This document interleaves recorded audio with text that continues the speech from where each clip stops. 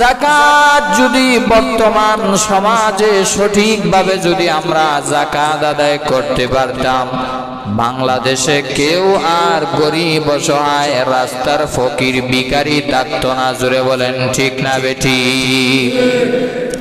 রাষ্ট্রীয়ভাবে ঘোষণা হয়ে যেতে হবে যে প্রত্যেকের মাল হিসাবগুলা রাষ্ট্রীয় কোষাগারে জমা দিবে, সেখান থেকে যাকাত দেওয়া হবে সঠিকভাবে। এইভাবে বড় লোকরা যদি যাকাত সঠিকভাবে দিত, প্রায় 2.5 কোটি মানুষের বসবাস শুধুমাত্র ঢাকা শহরে।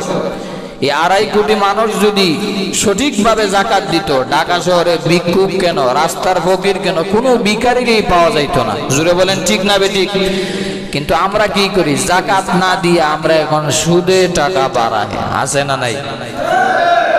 আমার প্রাণের ভাইয়েরা, সুদে টাকা লাগাইলে যদিও তুমি তোমার চর্ম চক্ষু দিয়া দেখতে পাও টাকা বাড়তেছে, কিন্তু আল্লাহ পাক রব্বুল আলামিন তোমার মালের হেফাজতকারী না হয় তোমার মাল মহান আল্লাহ নিজে দায়িত্ব নিয়ে ধ্বংস করে দিবেন। নাউজুবিল্লাহ।